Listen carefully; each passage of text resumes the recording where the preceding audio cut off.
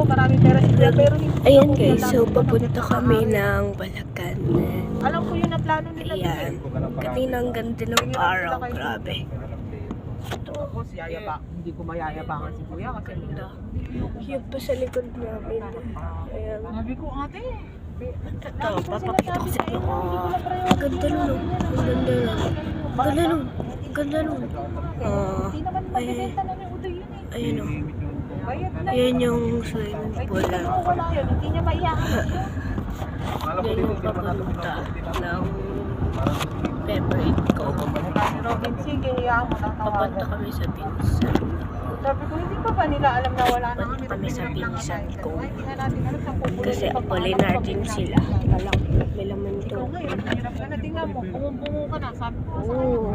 bumubuo ka na. Maliit lang pa yung mukha mo. Malaki ulo mo. O, diba? Ang ganda nun, no? Hindi nyo nakita. Kasi hinahinga na naman siya. Eh, paano nagkagbayarin na naman yung kinakana nung magulang? Ayun o. Diyan na lang sa kabila para walang stress at walang makitang motor. Okay. Sinabi na nga ni Robin, Okay. ate kayo na bahala kila nanay. Ayun o. Igaganon Hindi ko. pa naintindihan ni nanay. Ayun o. Sila nga kung walang mapakain. Ngayon, si ate po yung binibigas nila. Sabi ni ate, patayin yung dalawang aso malaki. Grabe, Sila yung sobrang isa. ganda ng daan dito. Tapos may farm pa dyan. Ayun, ayun, may tower doon, may tower. May tower doon. May tower doon. Aso malaki, isa lang. Kailan lang Ay, may motor naman na kasi Kasi laki ko nga pag tumayo, Yeah. ikinataba pa. Kami tatlo kayo sa kasama sila sa mga views.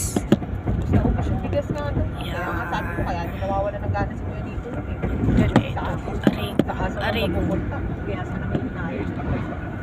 Eh, kawawa raw. Sabi ko, hindi yan kawawa.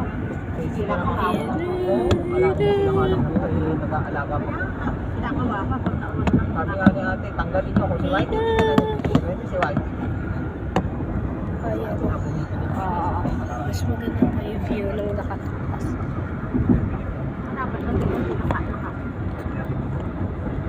Nakahingi siguro sa ating pera dun sa ano. Yun lang.